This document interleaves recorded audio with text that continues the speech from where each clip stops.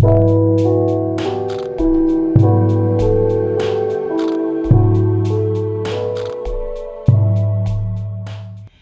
there, welcome to Starseed Love. I am Tara, and this is going to be your monthly love reading for my singles out there. I feel like my astrology readings this month were mostly geared towards people that were in a relationship, so I figured I would do a separate video for my single people out there and try to give you some guidance for August of 2021. So this will be for all signs pretty much collectively. Hopefully it resonates with some of you. If not, you can always book a private reading. You can get all of that info in my description box below. And be sure to check out the astrology forecast, which will be posted on August 1st. And we'll also be doing a meditation on the Lionsgate portal, which is on 8/8. So let's see what's going on. Let's call on your A team, which is your angels, aliens, ancestors, ascended masters, and anyone else that can bring through clear divine guidance. So what do we have for my singles in August, A team?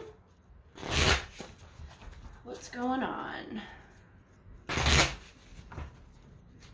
All right, feeling good.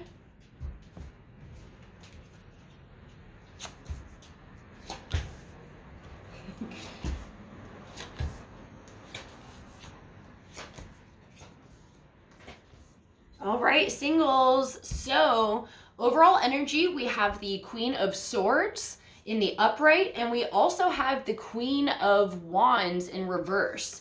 So I was feeling when I first looked at this card that I just feel kind of cold, like maybe you're pushing people out or you're not really opening up to the possibility of love. Maybe you're still hurting from past connections that, you know, kind of need to be, I don't want to say focused on, but just like letting that baggage go.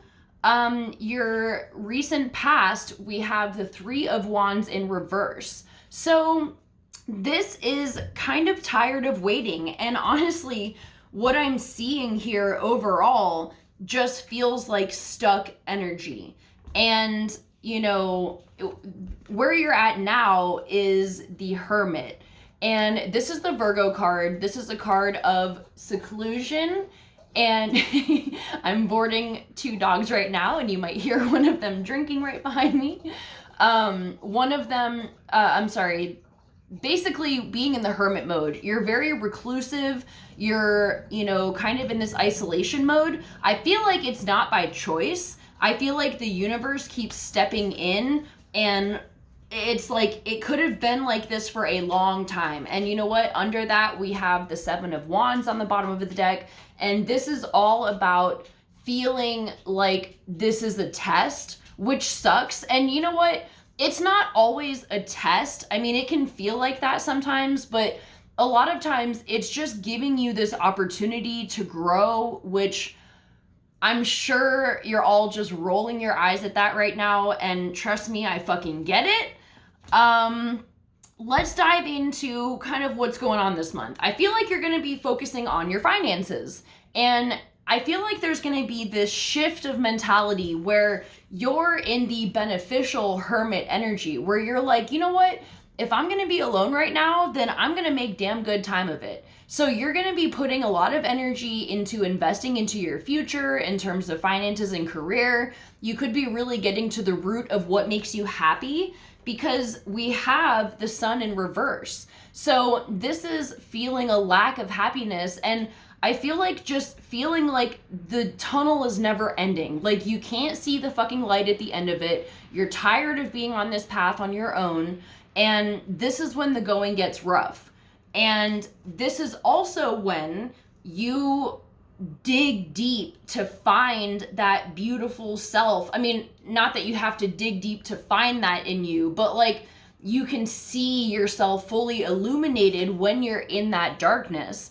And that's exactly what this card is about, where, you know, he's kind of walking through like the valley in the shadow of death, but this staff is illuminating his way, and this is his own soul light. So try to shift your thinking into that perceptive, or to that perception where, this can really be an opportunity instead of just focusing on, oh my God, I'm alone. Oh my God, this is never ending. If it feels like it's been a long time, it's because there's a reason for it. And it's going to be different for everybody, but I feel like something needs to be learned. And I say that because we have the wheel in reverse here. So this can be I hate to use the term karmic situation, but I just mean for your own growth. The wheel, it's not like, oh, you did something and you deserve this. It's just this time period is needed so that you can get on the right path with yourself before the wheel starts turning. So we have the Chariot in reverse too, which is kind of validating this energy of the wheel in reverse, where it just feels like things are stuck. You're not moving forward how you want to be. Things are just taking way longer than you would like them to. And, I feel like there's an issue with surrender here because we have Temperance in reverse. So ultimately, this is time and time again how it tends to work.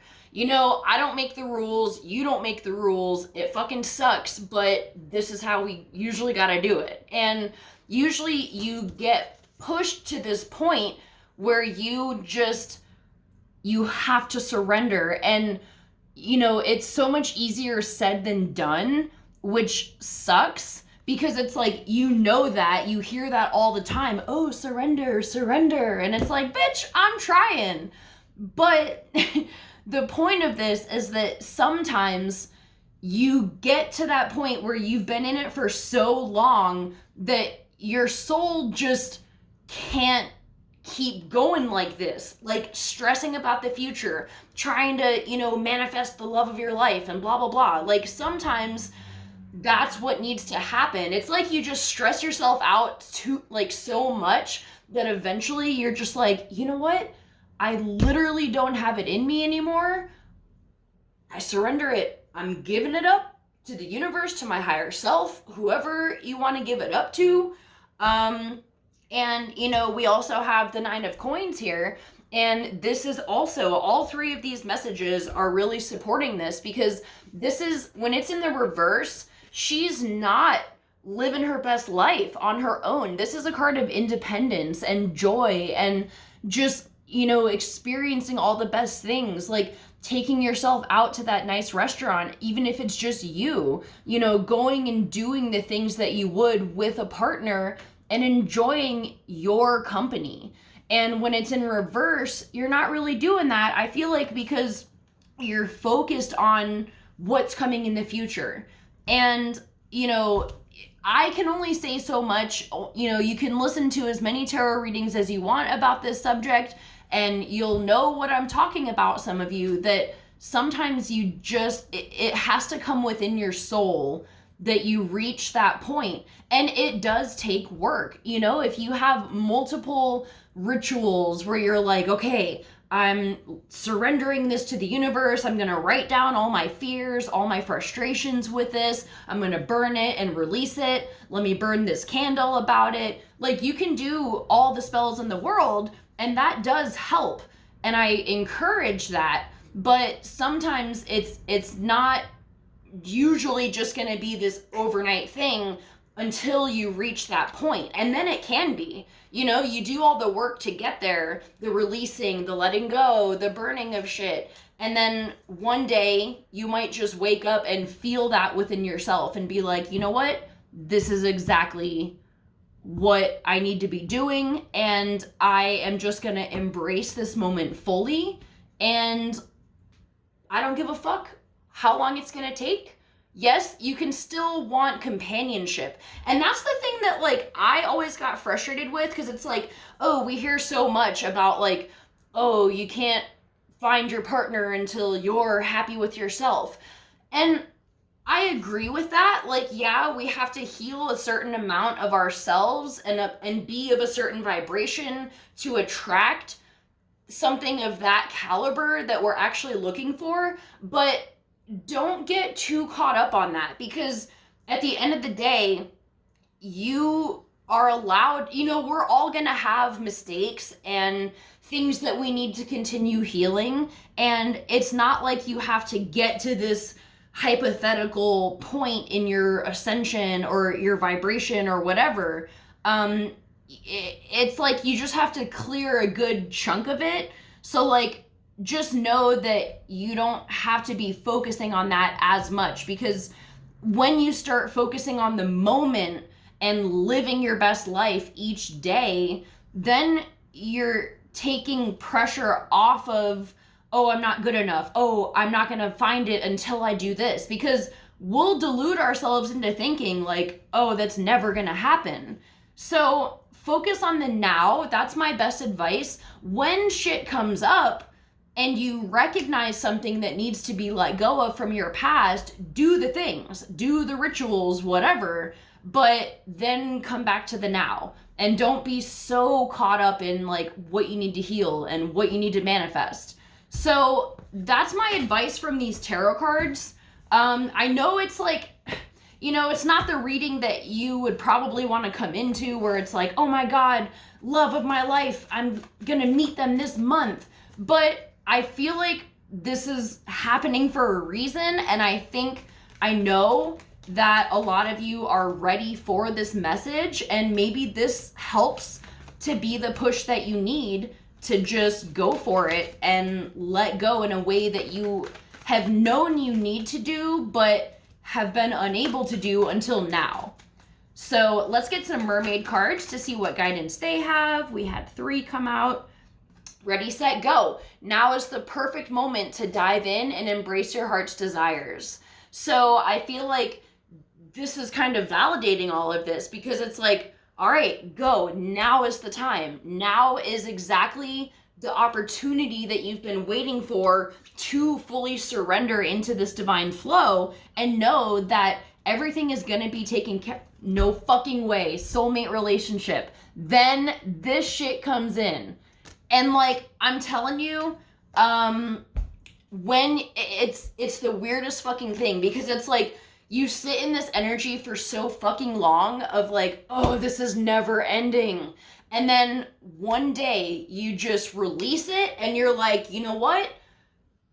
I don't give a fuck. I'm just going to keep doing my thing. I'm going to live my best life. And then boom, when you finally literally get to the point where you don't even care about finding your person, that's when they're going to come.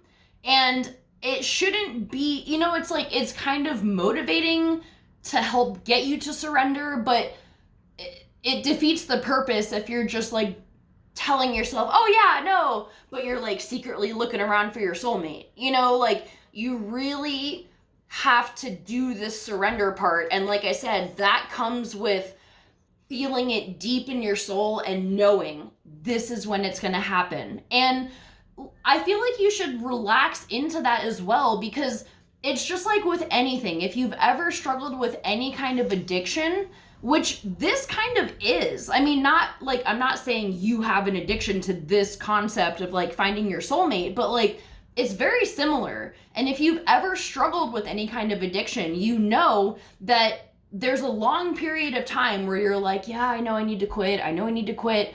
But then one day you're just ready to do it, and you can't quit before that moment.